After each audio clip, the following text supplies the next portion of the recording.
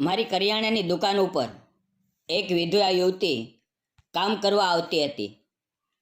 તેને ખરેખર કામની જરૂર હતી અને તે ખૂબ ઈમાનદારી અને દિલથી કામ કરતી હતી. એક દિવસ તે મારા ઘરે પગાર લેવા આવી. તે સમયે ઘરમાં ફક્ત હું અને તે, અમે બે જણ જ હતા. તેણે અમારા બંને માટે ચા બનાવી. ચા પીતી વખતે અમે ચૂપચાપ એકબીજાને જોતા હતા. તેની આંખોમાં એક અલગ જ ચમક હતી. જ્યારે મેં તેને પગારના પૈસા આપ્યા ત્યારે અમારા હાથ હવેથી એકબીજાને અડી ગયા અને તે જ ક્ષણે કંઈક એવું બન્યું. તો નમસ્તે મિત્રો, મારું નામ માધવ છે. મારી ઉંમર 34 વર્ષની છે અને હું શહેરમાં રહું છું. મારી પોતાની કરિયાણાની દુકાન છે. આજુબાજુ ઘણા ઘરો હોવાને કારણે દુકાન પર ગ્રાહકોની ક્યારેય કમી નથી હોતી અને આથી દુકાન સારી ચાલે છે. રોજ સારી આવક થઈ જાય છે. પણ આટલું બધું કામ એકલા કરવું મુશ્કેલ થઈ રહ્યું હતું. તેથી મને એક કામદારની જરૂર હતી. મેં દુકાનની બહાર એક બોર્ડ લગાવ્યું કે કામદાર જોઈએ છે. આમ જ 5-6 દિવસ વીતી ગયા પણ કોઈ કામ કરવા આવવાનું નામ નહોતું લેતું. એક દિવસે સવારે હું હંમેશાની જેમ દુકાન ખોલીને ગ્રાહકોને સામાન આપવામાં વ્યસ્ત હતો. અચાનક 11 વાગ્યે એક સુંદર સાડી પહેરેલી યુવતી દુકાનમાં આવી. તે એટલી ખૂબસૂરત, નાજુક અને આકર્ષક હતી કે તેના રૂપને જોઈને મારી નજરો થંભી ગઈ. હું થોડો ચોંકી ગયો અને મુસ્કુરાતા પૂછ્યું, શું જોઈએ? ત્યારે તે યુવતીએ કહ્યું, મારે કંઈ ખરીદવું નથી. હું તમારી દુકાનને છેલ્લા 2-3 દિવસથી જોતી હતી. તમને કામદાર જોઈએ છે? તેના આ પ્રશ્નથી હું થોડો આશ્ચર્યચકિત થયો અને મુસ્કુરાતા જવાબ આપ્યો, હા, કામદાર જોઈએ છે. તે તરત બોલી, મારે કામની જરૂર છે. હું તેને જોતો જ રહી ગયો કારણ કે તે એટલી સુંદર હતી કે એવું લાગતું નહોતું કે તેને ખરેખર કામની જરૂર હશે. પછી મેં ધીમેથી કહ્યું, તું આટલી સુંદર છે, તને જોઈને એવું લાગતું નથી કે તને ખરેખર કામની જરૂર હશે? ત્યારે તે થોડા દુઃખભર્યા સ્વરમાં બોલી, ના, મને ખરેખર કામની જરૂર છે કારણ કે હું વિધવા છું. તેના આ શબ્દોથી મારું દિલ જાણે ધ્રુજી ગયું. મનમાં એક ગાઢ વેદના ભરાઈ આવી. તેની સુંદરતા પાછળ છુપાયેલું દુઃખ મારી આંખો સામે સ્પષ્ટ દેખાવા લાગ્યું. મેં તરત પૂછ્યું, તારું નામ શું છે? ક્યાં રહા છો? તે શાંત સ્વરમાં બોલી, મારું નામ વૈશાલી છે અને હું નજીકના ગામમાં રહું છું. મેં કહ્યું, તને દર મહિને 9,000 રૂપિયાનો પગાર મળશે. સવારે 9 વાગ્યે કામ પર આવવું અને સાંજે 6 વાગ્યે ઘરે જવાની રજા. આ સાંભળીને તેના ચહેરા પર સંતોષની ચમક આવી અને તે તરત હા પાડતા બોલી, મને આ કામ મંજૂર છે. તેની આંખોમાં અચાનક ખુશીની લહેર દોડી ગઈ. 9,000 રૂપિયાનો પગાર તેના માટે ખૂબ મોટી વાત હતી. તેણે દિલથી મારો આભાર માન્યો અને મુસ્કુરાતા બોલી, હું કાલથી કામ પર આવીશ. તેની તે પ્યારી મુસ્કાને મારું દિલ પણ પીગળી ગયું. જાણે મારા જીવનમાં અંધકારમાં એક નાનકડી કિરણ ચમકી ઉઠી હોય. તે જતી હતી ત્યારે હું તેને ઘણી વાર સુધી જોતો રહ્યો. સાંજે હું ઘરે ગયો અને પોતાનું ખાવાનું જાતે બનાવીને ખાધું કારણ કે મારી પત્નીનું ઘણા વર્ષો પહેલા અવસાન થયું હતું અને તે પછી મેં બીજા લગ્ન નહોતા કર્યા. જીવનમાં એટલું બધું દુઃખ જોયું હતું કે હવે કોઈ બંધનમાં બંધાવું નહોતું. હું એકલો જ રહેતો હતો. પણ હું એ પણ સમજતો હતો કે ઇન્સાન કેટલા દિવસ એકલતાને સહન કરી શકે. બીજે દિવસે સવારે મેં દુકાન ખોલી. 10 વાગ્યે 5 મિનિટ બાકી હતી ત્યાં વૈશાલી દુકાને આવી ગઈ. તેને સમયસર જોઈને મને સંતોષ થયો. મેં તેને બરાબર સમજાવ્યું કે કયો સામાન ક્યાં રાખેલો છે. દાળ, ચોખા, ખાંડ, તેલ, અનાજ કેવી રીતે ઓળખવું, તેનું વજન કેવી રીતે કરવું, પેકેટ કેવી રીતે બનાવવું અને ગ્રાહકો સાથે નમ્રતાથી કેવી રીતે વાત કરવી. હું સમજાવતો હતો અને અજાણતા મારી નજરો તેના માસૂમ, સુંદર અને નાજુક ચહેરા પર ઠરી રહેતી હતી. તેનું બોલવું પણ મધુર અને નાજુક હતું. શરૂઆતના 2-3 દિવસ તેને થોડી મુશ્કેલ લાગ્યું, કારણ કે તે નવી હતી, પણ તે દિલથી બધું શીખતી હતી અને હું પણ ધીરજપૂર્વક તેને શીખવાડતો હતો. ધીમે ધીમે તેની માસૂમ હસીમાં મને એક આશા દેખાવા લાગી અને મારી એકલતામાં જાણે એક નવો શ્વાસ ભરાઈ આવ્યો. હવે જ્યારે ગ્રાહકો આવતા તો અમે બંને મળીને તરત સામાન આપવા લાગતા. વૈશાલીના આવવાથી મારું કામ ઘણું હળવું થઈ ગયું હતું. હવે વૈશાલીને દુકાને આવતા 1 મહિનો થઈ ગયો હતો. તે કામમાં ખૂબ તત્પર હતી. રોજ સવારે સમયસર આવતી અને સાંજે સમયસર ઘરે જતી. તેણે આજ સુધી કામમાં ક્યારેય બેદરકારી નહોતી કરી. તે ખૂબ ઈમાનદાર અને વિશ્વાસપાત્ર હતી.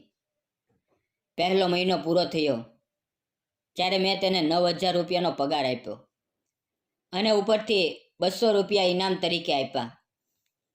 મેં તેને કહ્યું, તું ખૂબ ઈમાનદાર અને મહેનતુ છે. આ સાંભળીને તેના ચહેરા પર સંતોષ ઝળકી આવ્યો. હવે ધીમે ધીમે વૈશાલી રોજ દુકાને આવવા લાગી. અમે બંને એકબીજાને સમજવા લાગ્યા. થોડી થોડી વાતો કરવા લાગ્યા. વૈશાલી રોજ ઘરેથી ડબ્બો લઈને આવતી અને બપોરે અમે બંને દુકાન પર બેસીને સાથે ખાવાનું ખાતા. મારું ઘર દુકાનથી થોડે દૂર હતું. એકવાર મેં તેને મારું ઘર બતાવ્યું હતું અને ચા પીવા બોલાવી હતી, પણ તે ક્યારેય આવી નહોતી. એક દિવસ અચાનક મારી તબિયત ખૂબ બગડી ગઈ. મને તાવ હતો. શરીર ભારે લાગતું હતું. હું બિછાને જ પડ્યો રહ્યો. લગભગ 9:30 વાગ્યે મારા ઘરનો દરવાજો વાગ્યો. હું કોઈક રીતે ઉઠીને દરવાજો ખોલ્યો તો સામે વૈશાલી ઊભી હતી. મને જોતા જ તે ગભરાયેલા સ્વરમાં બોલી, માલિક, આજે તમે દુકાને નથી આવ્યા? શું થયું? મેં થાકેલા સ્વરમાં કહ્યું, મારી તબિયત બરાબર નથી. તે તરત મારી પાસે આવી. મારા કપાળે હાથ મૂકીને બોલી, તમને તો તાવ છે.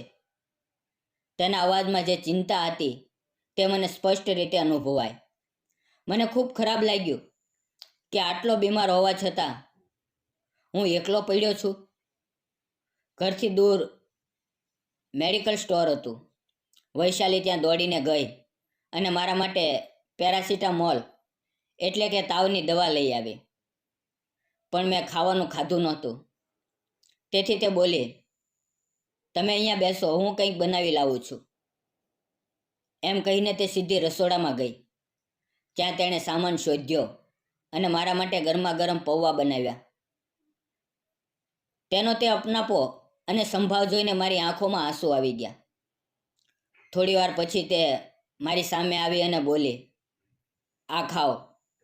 મેં પહેલાં પૌવા ખાધા. પછી તેણે તાંબાના લોટામાં પાણી લાવીને આપ્યું અને પછી દવા આપી. તે બોલી, હવે તમે સૂઈ જાઓ, હું એકલી દુકાન સંભાળી લઈશ.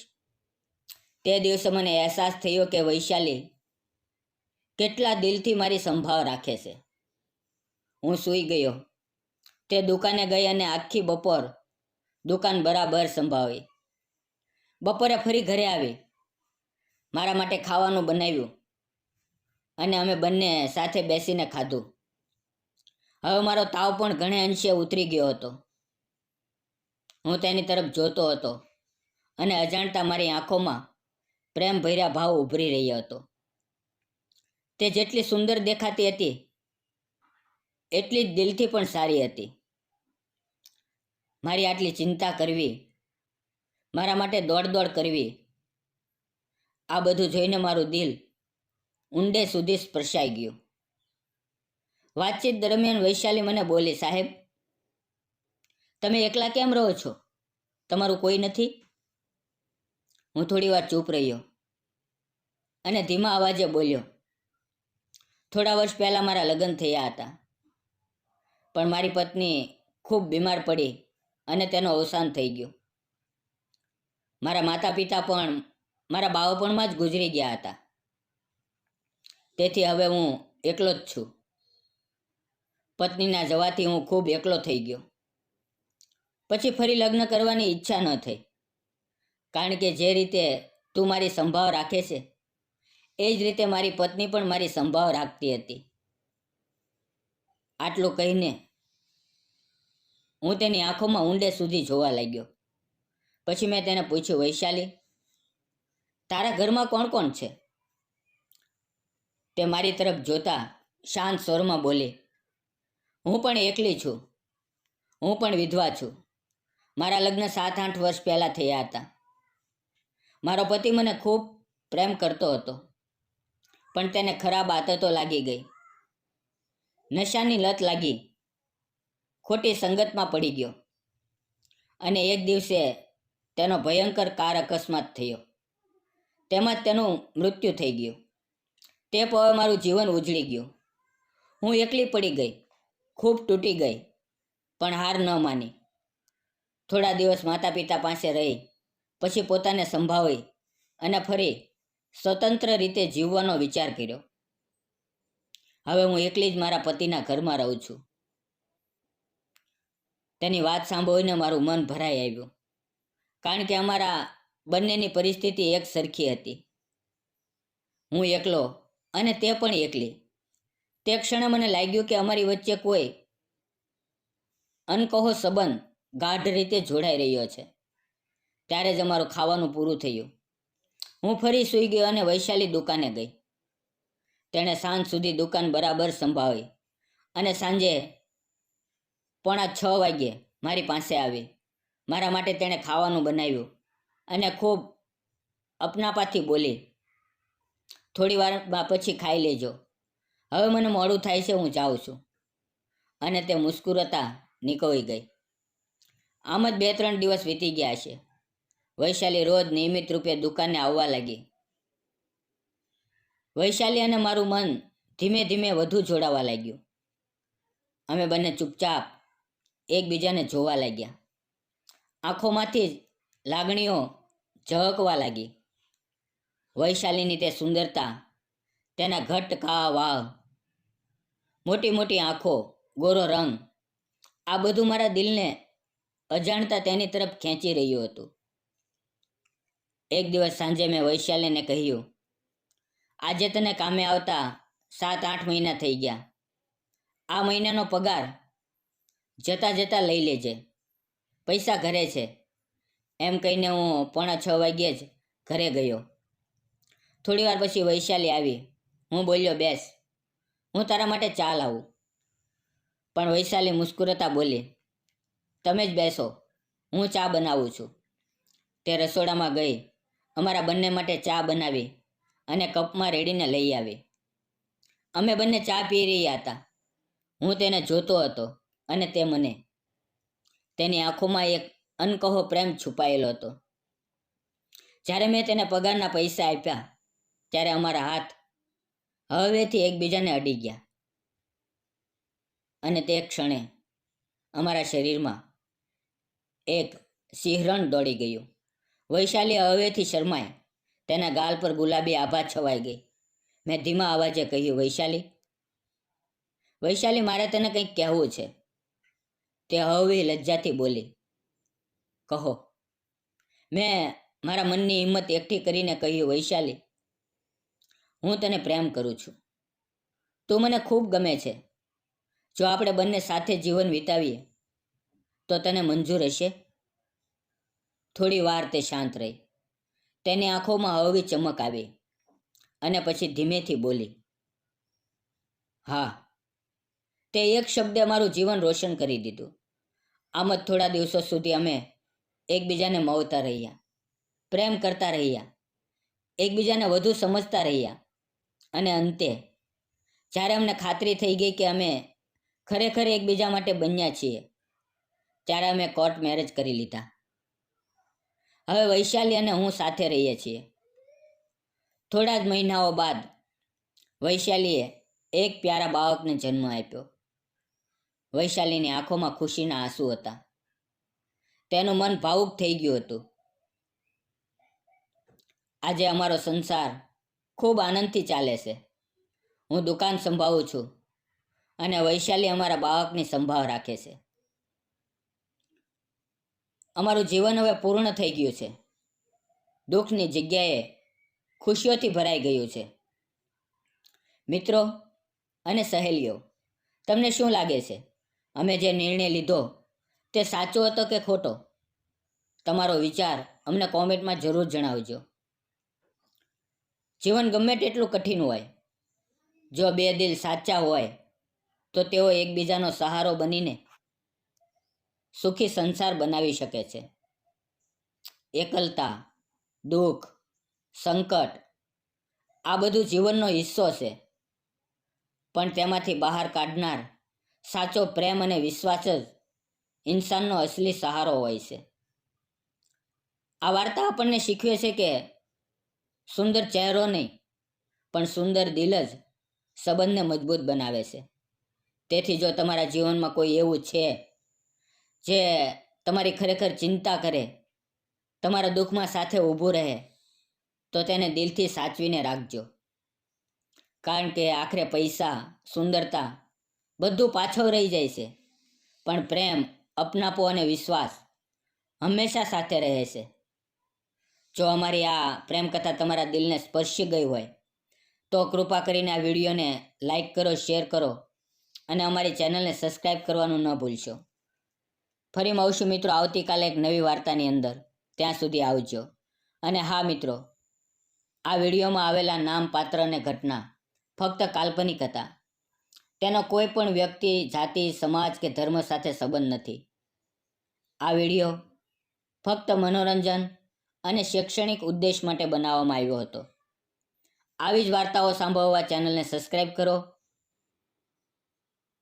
અને તમારું ધ્યાન રાખો. ધન્યવાદ મિત્રો.